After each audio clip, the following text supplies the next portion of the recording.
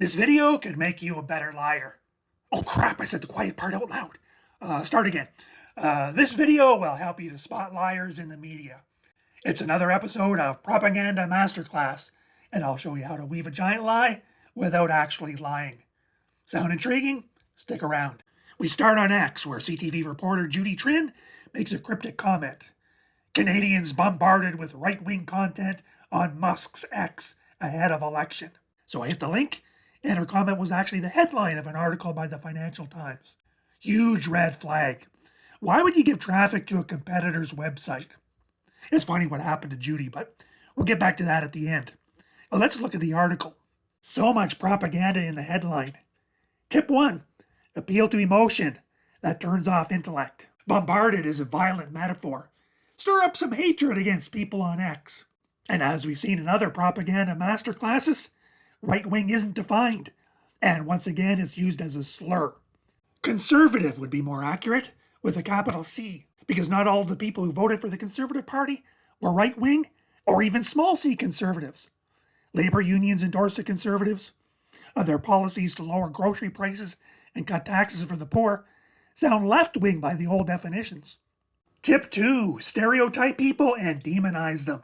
Lump everyone into the same pile so you can insult them all. So here everyone is an evil right-winger, regardless of any individual reason for any of their tweets. Musk's X is redundant. They could just say X, but they want a guilt by association, transferring the reader's hatred of Elon Musk to the Conservatives and transferring their hatred of right-wingers to reinforce their hatred of Musk. Circle of hatred. So already the headline paints a completely different picture compared to a factual headline like Conservatives spread their messages on X. Co-author Ilya Gridnev describes himself as a fiction writer. Interesting. He's written for Politico, and his wife writes for the New York Times. Two very left outlets. As Canadians prepare to go to the polls on Monday, they are being bombarded with misleading right-wing content on US social media platforms that has fueled concerns about their potentially damaging role in the general election. A dear old friend used the word misleading to signify something that, while true, would sadly lead someone to conclude that she was wrong. As the whole article is misleading, let's introduce tip number 3.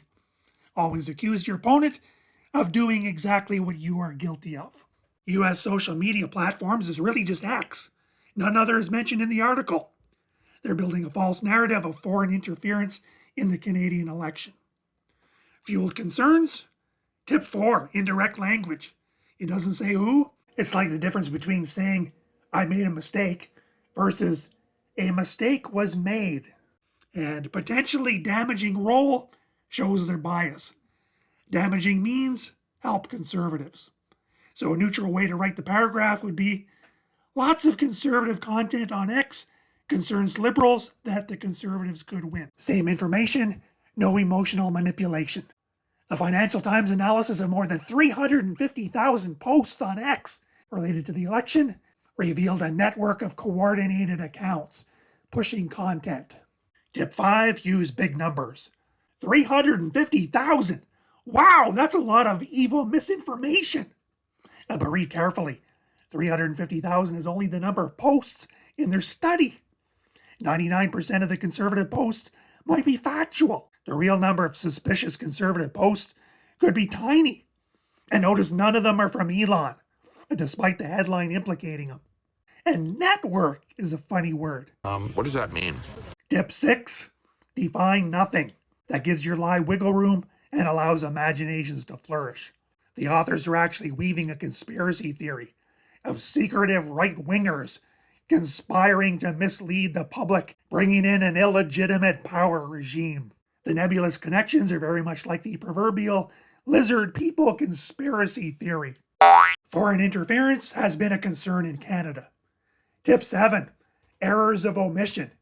The worst offenses were the Chinese interfering to help the Liberal Party. The most egregious was putting a bounty on a Conservative candidate. Leave out those details, and the reader thinks it's the evil right-wingers cheating. Worse yet, the whole article is election interference. This study was conducted by the Financial Times, a British journal owned by a Japanese company. They aren't reporting on the news. They're running the study to manufacture the news to hurt the conservatives. And look, they've taken an American group on as a partner. And they're the ones pushing the narrative that the Americans are helping the conservatives. How trashy is the Financial Times? In the UK, entire industries are dying. People can't afford to heat their homes, and now the government is paying to block the sun. Debt levels are catastrophic. The Prime Minister was involved in, well, let's just say crimes against humanity on a massive scale. And the Financial Times chooses to demonize Canadians who vote for lower grocery prices. Pathetic! So they say there's a network, so that's one. They didn't say how big. It could be 5 or 6 guys. They suspect the accounts are nefarious, but they have no proof or even evidence. Otherwise, they would have showed us. And oh no, there are memes! And there's misleading content linking Carney to Epstein, but no false content. And they don't dare explain why they say it's misleading. Horrors! Someone might have made a meme about it. The accounts have telltale signs of being bots, posting at high volume and frequency, often only retweeting content, and consistently sharing a variety of common links. Which is exactly the same thing Judy Trinh is doing. The same day she posted her tweet to the Financial Times, she reposted this tweet, which quotes and links the same article. Is that bombarding? She often retweets non-CTV stories. Judy appears to be part of a network. Then there's more crap trying to build a narrative about US interference, but they can't name a single American podcaster helping Canadian conservatives. Canadian conservative podcasters are thriving because mainstream outlets like CTV and CBC are often mouthpieces for the liberals. And then there are liberal podcasters as well, like this guy who says this. I don't know a lot about the WEF. He calls the World Economic Forum the World Economic Foundation. Speaking at the World Economic Foundation. And tells all his viewers that any criticism of the WEF is a conspiracy theory. Talk about misinformation. Now, out of 350,000 tweets, this is their best example of malicious, inauthentic activity. And notice there's nothing malicious at all, and no misinformation. It quotes headlines from different news sources, including CBC. Janice Price doesn't accept DMs and didn't respond to my response to one of her tweets. So she may be a bot, but Judy Trinh didn't respond to me either. So maybe her account is run by bots. But this says it all. 2 likes. Out of 350,000 tweets, this is the one they pick for its potentially damaging role in the election.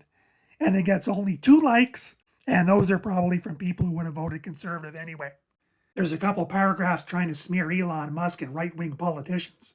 Tip 8. Never answer the question why. The story says Musk supports Poilievre and the AfD in Germany, but doesn't say why.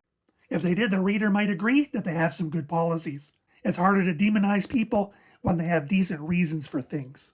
Here's a chart showing X users preferred Poilievre to Carney, which Financial Times chalks up to misinformation, never once considering that these people just preferred the candidate. Here's another non-Canadian getting involved in denouncing Canadian conservatives who called Carney an unelected elitist. But he actually was an unelected elitist. Then there's research by the Canadian Digital Media Research Network. Hey, it's a network! Isn't that supposed to be evil? This is a government organization started by Trudeau's Liberals. Lots of cushy government jobs depend on denouncing supporters of opposition parties. And now we'll get to tip number 9, the non sequitur. Go off topic to confuse the reader. So you have stuff about Trump's idea Canada becoming the 51st state. Totally irrelevant, because no Canadian candidate of any party agreed with it. And then there's a graph showing how people were concerned about US election meddling. Again, irrelevant. The topic is Canadian tweets supporting the Conservatives. They haven't shown a single tweet out of their 350,000 that was American election interference. And here the intelligence agencies reported social media accounts linked to China's government are also very active and are targeting Chinese-speaking Canadians. Very true, but they omitted that the agencies said the Chinese were helping the Liberals. And one of the Chinese tactics was to hurt Conservative leader Pierre Poilievre by associating him with Donald Trump, which is exactly what they've done in this article. So in the whole article, almost every line was problematic, but it's hard to find an outright lie. Yet it paints a picture that is completely opposite of reality. As for Judy Trinh, she got ratioed with over 1,500 comments. Comments pointing out her bias, a lot saying their X feeds were swamped by pro-liberal content, and Judy scolded Canadians for choosing the Conservatives while claiming democracy under threat. So you can't trust Judy, CTV, or the Financial Times. They're all pushing a narrative. They want to denounce and censor anyone who disagrees. So now that you've learned so much about lying, the next logical video for you is how to become an evil supervillain with knowledge so rare and secret that as I record this message, it has only 10 views on YouTube.